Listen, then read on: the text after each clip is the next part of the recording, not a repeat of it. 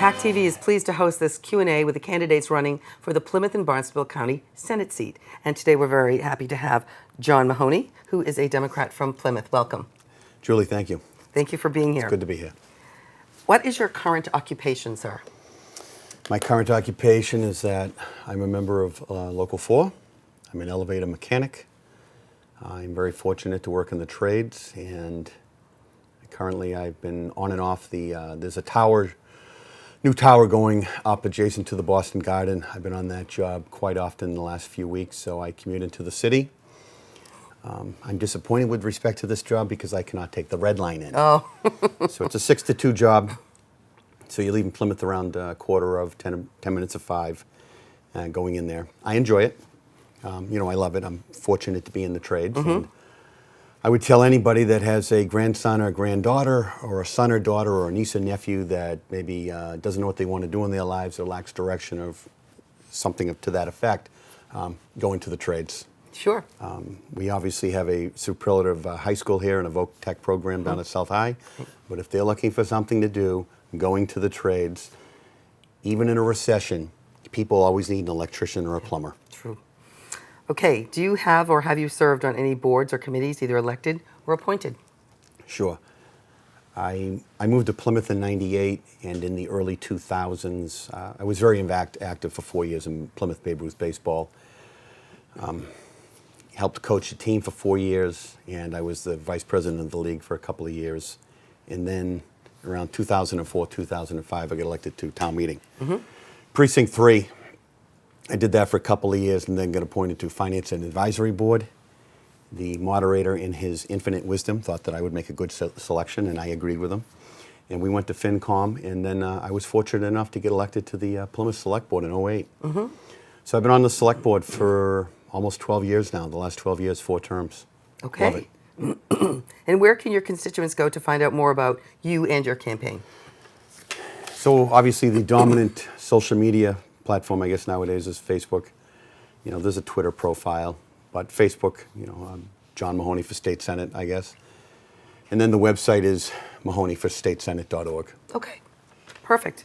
So I'm going to start with the 5 questions, and we'll start with the first.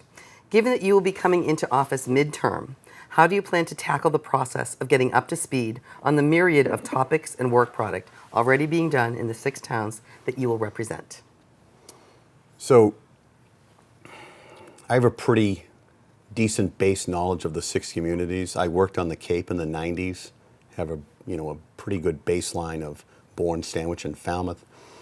I lived in Pembroke for 30 years prior to moving into Plymouth in '98. Matter of fact, I ran for the Select Board in Pembroke in 1988 when I was 20.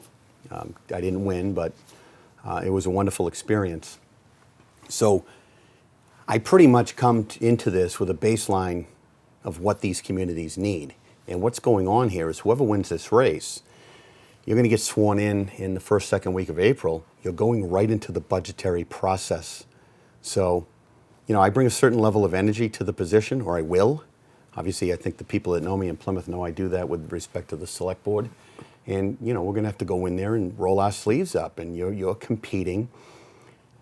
This population of 170 to 180,000 people currently has no representation in the Senate.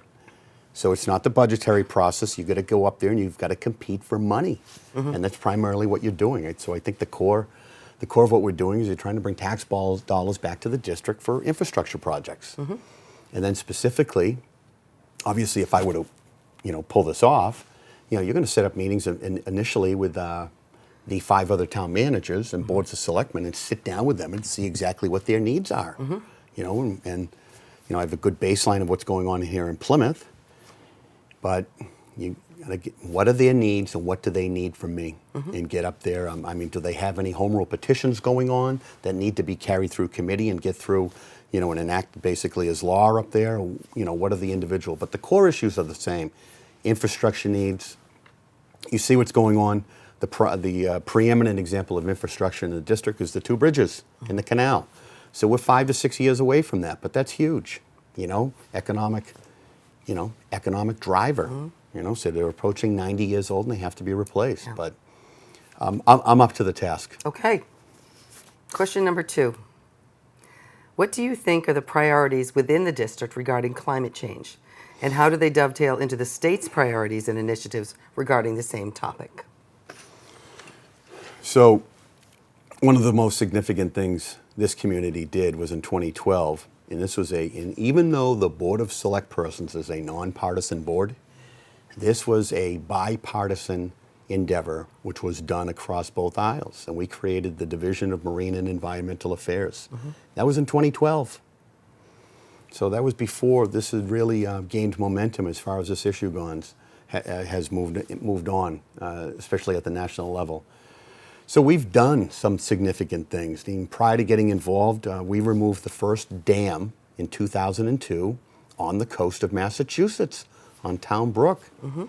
So we are the leader in New England, at least, in dam removal projects. We were way out ahead of this, and you've got to give David Gould and the staff at the DPW, do credit for that. So if you look at that dam coming out in '02, permitting, design, and engineering had to be done in '99 to 2000. It was 20 years ago. So we created that, basically a standalone environmental division. There is one department head and 5 to 6 employees underneath that individual. It is dam removal projects. It was an honor for me on birthday of last year of 19 to speak with Charlie Baker at the Holmes Dam rededication in April of 19. So that was a $6.8 million project where the town picked up $3.6 million. So the town was on the hook for Newfield Street, new bridge, new water, new sewer. The state and the feds, $3.2 million. Removal of the dam, restoration of the upstream, which was probably almost half a mile up to the Boy Scout Bridge. So those projects are vital. They create jobs. Instead of ignoring infrastructure and watching it deteriorate over the course of decades, you're investing in public safety, in increased property values, and obviously, I don't want to pay people to drive fish around in trucks, okay? And that's what we do when we ignore infrastructure like that. I have better things to do. I want to invest in those projects. We probably lead Massachusetts, if that, of strategic retreat from the coast. Obviously, we've removed a couple of structures from Long Beach. We've removed at least 3 from Whitehorse Beach. And, I don't want to keep wasting tens, if not hundreds of millions of dollars to invest in infrastructure in areas where it shouldn't be. Whether or not global warming is coming or not, okay, you look at some of the houses on Whitehorse Beach and other areas of Massachusetts, those houses shouldn't be there. If you take those out of play, you're breaking that cycle of destroyed during a northeaster, tax dollars are wasted, federal and state dollars are wasted, insurance money is wasted. Rebuild, destroy, rebuild, destroy. Okay, got it. All right, question number 3. Currently, there are many challenges regarding housing. Seniors wanting to downsize and a limited affordable option for them, workforce housing for those who work in our area but can't afford to live here, and affordable housing in general for renters or buyers. Given these challenges, what is your plan to tackle them? So this has become a cliche. Every year you must have dozens, if not, 5 to 10 candidates in this arena here to talk about quote-unquote affordable housing. But where does quote-unquote affordable housing exist, and when are we going to solve that problem? Okay? Nobody actually dials into the variables that encompass affordable housing. So in the 1930s, a group of men from Massachusetts went out and they put the horse in front of the cart. They told 4,000 people in Central Mass, you don't live here anymore. We're going to create a reliable, redundant source of water in perpetuity for Boston and the 128 belt. There are no water issues in Boston and the 128. Even if the Quabbin tomorrow stopped regenerating, there's 5 years worth of water there. They're mitigating risk. They built redundancy into a system. Clean source of water, public health, public safety, affordable housing, and economic development. We don't do that here in Plymouth. We don't do that in a lot of communities. The case study that we have to learn from is Brockton. So nobody talks about water. And we're to the point now where we just had a 300-page report from environmental partners. We need 3 new wells online within a decade. We have 1 coming on this year, it's Forges Field. Where are the other two going? We need to conserve, and we need to secure land for future well sites. And if you don't do that, you're not going to have a community. And nobody is discussing that. Two, So you're saying that comes before the housing? yes. You have to have it before. We're in Yeah. a situation now. We don't have enough in West Plymouth. It's not good. During the drought of 2016, one of our wells went down to nothing. And what happened was I asked, so we currently have 2 6-well systems. And what happens is one well gets low, they take surplus water from the other 5 and they move it over to that one to balance the system. The inability to do that was there in 2016 during the drought. So I asked a town employee, I said, what did you do when that occurred? And what I was told was there was nothing that we could do. We crossed our fingers and hoped that the public didn't figure it out. So you're not going to the Quabbin because the closest community to the Quabbin is Stoughton. It's Stoughton, Holbrook, and Randolph. So they're not going to allow you to bypass Brockton and all the in-between towns to go to Plymouth. And how much is it going to cost to build a pipe from here to Stoughton? $1 billion? You're not going to go to Silver Lake. Silver Lake 60 years ago, because Brockton had the political muscle, was given complete control to the city of Brockton. So you're either going to the ocean, Yep. or you need to find land for future well sites to invest in the infrastructure to get the water out of the system, out of the aquifer, and you need severe conservation measures. Okay. And if you don't do that, so I'm not here to tell you what you want to hear.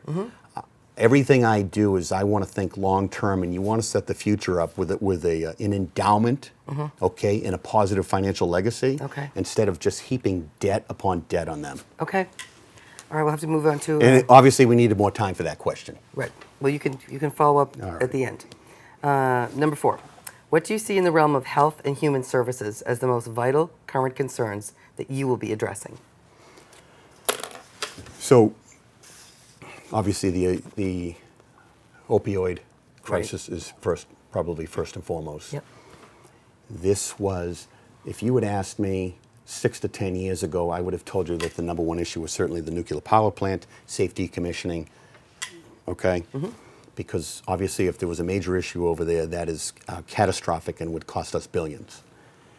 But probably 70 years ago, the opioid issue, I think, is up there with the safety commissioning of the plant. Those are the top two issues, in my opinion, side by side. So the Board of Selectmen, I think in the fall of 13, we went into an executive session and we came out unanimously, once again, a bipartisan decision to go to town meeting and ask for 9 incremental police officers. So Plymouth's police force had stagnated at 100 bodies, I believe, from 97 to 13. So even though we probably added anywhere from 9 to 14,000 people in population, the Plymouth Police Department was doing more with less.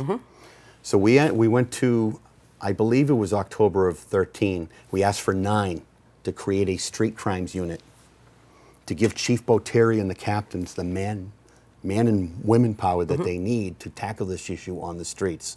In theory, not going after the addicts, but going after the individuals they were dealing with. Yep. Obviously, we have a pretty strong community hospital here, Yes. in the formerly known as Jordan Hospital, where I was born, by the way.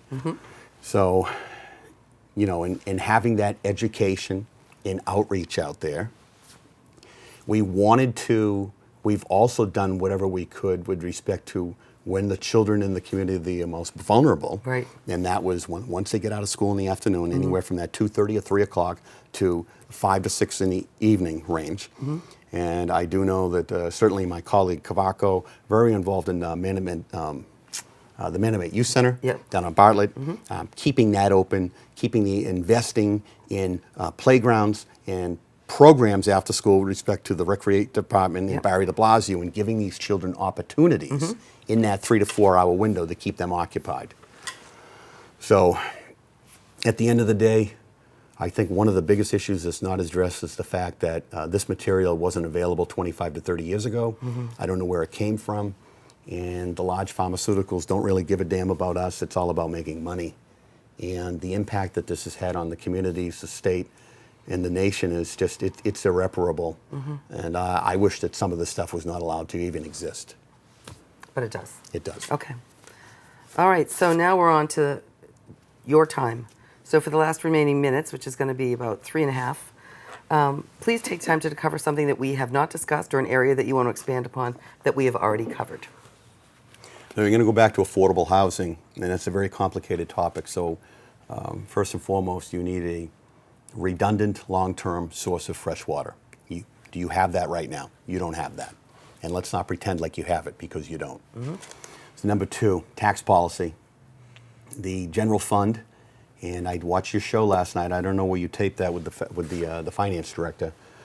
You had a 14-minute talk with the finance director last night about the meals tax. Last week we did, yeah. Right. Okay, so I watched that last night, and that was excellent. I wish I was here. You should have called me in for that one. So the general fund is basically it's a 1 year at a time approach. It doesn't work. None of us do that in our own lives, in our households, the way we were brought up, in our education. Everything we do with the U.S. dollar is to think long term. A properly funded infrastructure fund outside of the general fund would provide us with the opportunity to invest in infrastructure proactively over the course of the next 30 to 50 years and prevent property taxes from going up billions. So that is a factor in taxation, because right now, everything you do with respect to infrastructure is to make it as expensive as possible. When you bond over 15 years, you're paying back $1.50 on average for a dollar you borrow. And if you're bonding over 30 years, you're paying back $1.80 to $2 for every dollar that you borrow. You don't have to raise property taxes. So the single greatest example of that today in New England is Plymouth Town Hall. Did you diversify the tax base? No. Did you expand the tax base? No. Did you raise property taxes on anyone? No. Did you need one more person to move to this community so that you had to tell them that you were going to overtax them? No. That's why. So that's probably, I'll back off that statement if somebody provides me with a superior example. So far, nobody's been able to do that. And then, with respect to affordable housing, you're going to go to the legislation that's been passed in the history of Massachusetts. In 1969, 40B was passed. And it's quote-unquote affordable housing. It does anything but that. It doesn't do that. So I think between 2006 and 2008, the former Inspector General for the Commonwealth, Greg Sullivan, did a report, an analysis of all the projects that have been passed under 40B, and he called it probably the most corrupt piece of legislation ever passed in Massachusetts history, and I have no problem backing that up. It does anything but provide you with affordable housing. I was on the doors last Thursday in Falmouth. I'm in a residential neighborhood. They're complaining about 40B project going in down the street. In Pembroke, in Plymouth, these put an undue burden on the community. So you talked about earlier, you mentioned senior citizens downsizing. Senior citizens downsize? Yep. They go into mobile homes? Yep. Under 40B, mobile homes do not qualify as an affordable housing unit. But yet there's tens of thousands of them in southeastern Massachusetts. That's wrong, and that's hypocritical. We need to go back to formula on that statute. Okay. So. All right. John Mahoney. Thanks, Julie, for having me. I wish we had more time. Yeah, well, we gave everybody the same amount of time. If you have me in here next time with a dry erase board, I'll show you how everything works financially. Okay, well, we'd like to thank John Mahoney, who's a Democratic candidate for the Plymouth and Barnstable County Senate seat, who is a resident of Plymouth. Thank you. My pleasure.